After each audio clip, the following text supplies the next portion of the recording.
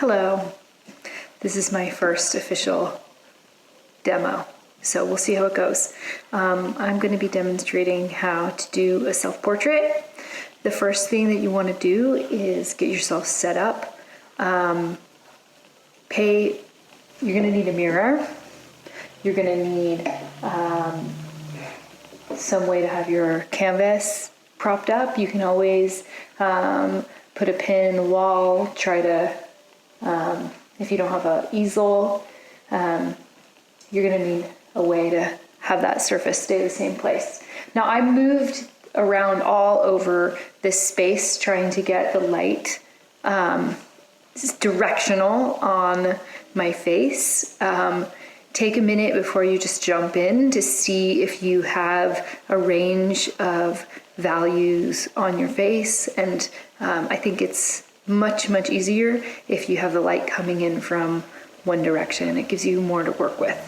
So the first thing I'm going to do, regular pencil. You don't have to start with a pencil, but I think it just gives you a nice kind of first entry into the drawing of it. I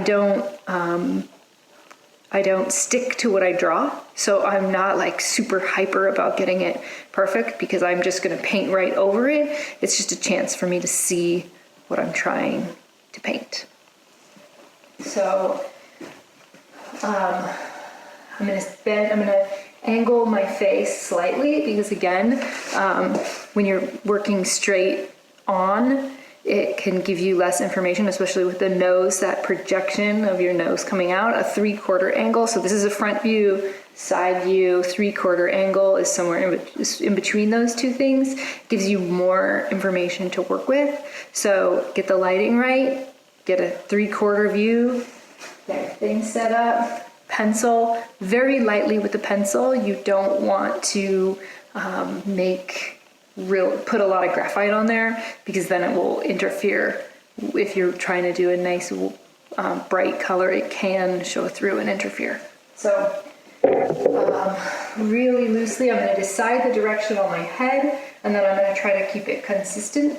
There's a tendency when you're painting or drawing yourself, you say, okay, this is the thing, this is what I'm drawing. And then when you go to draw this eye, you kind of tilt your head to see it better, and all of a sudden your drawing is multiple angles in one.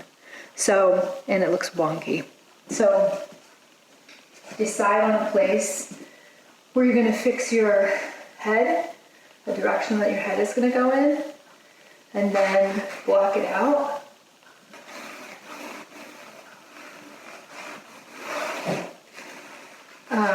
I don't want you to have any teeny tiny portraits on here, so think about composition when you're laying this out.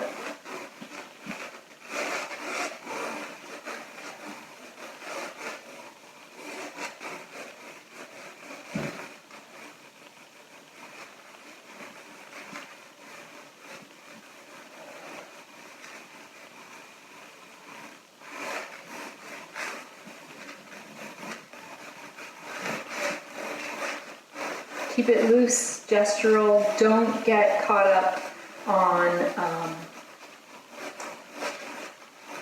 getting real specific just yet. You don't want to get hung up on a nostril or an eyelash.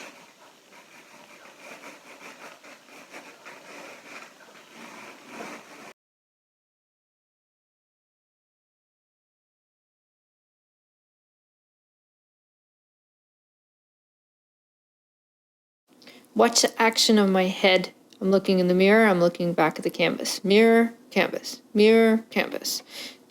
Sometimes you can forget to look at yourself. You're drawing a picture and you get obsessed with what you're drawing and you forget to reference yourself in the mirror. So make sure you're really going back and forth with that looking.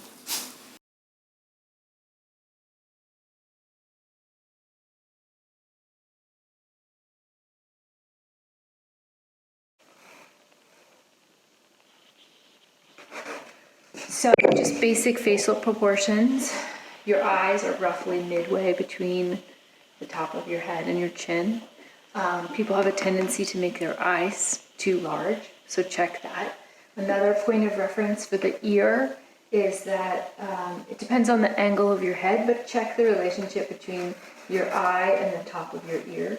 In my case, because the mirror is sort of tilted, it's a slight upward angle, but those two things are generally lined up if you're straight on. In my case, because of the angle, my ear is actually a little lower than my eye. And then the ear generally fits in between the eye and the nose, but because my ear is, because of the angle, my ear is kind of situated lower.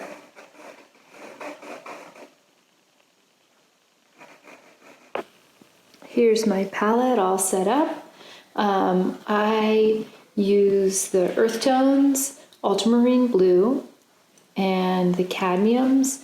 For painting portraits, I don't even bother putting out the phthalo green and the phthalo blue. For me, they take over and I don't want to fight any colors, so I just leave them in the box.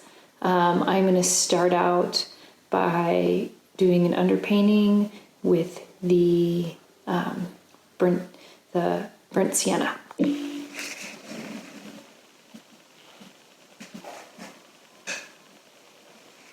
Use a nice big brush, some thinner, a little bit of the burnt sienna, and I'm just going to block it in loosely. Again, it's almost like I'm redrawing it at this point.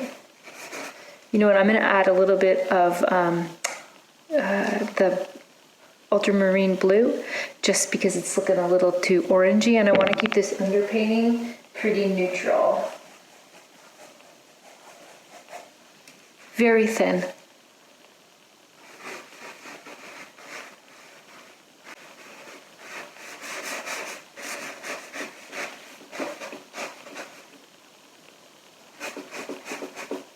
And as you can see, I'm painting right over that initial drawing. It's going to rub off, so even more reason to not get hung up on that initial drawing phase.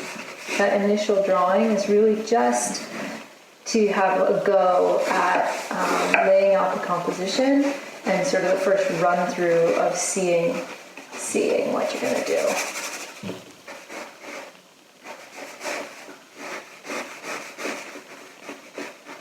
So I'm looking at the lights and darks and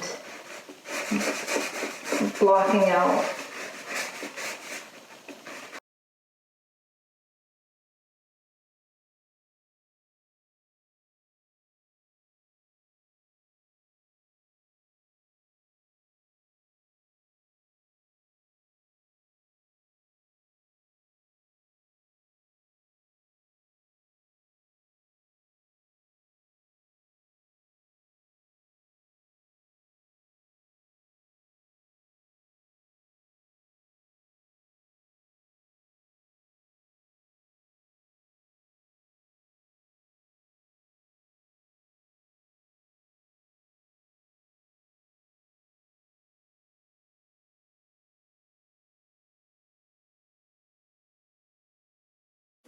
So look, this is very similar to the shoe underpainting. Starting out with the basics, not getting caught up in the details, and really laying in the lights and the darks.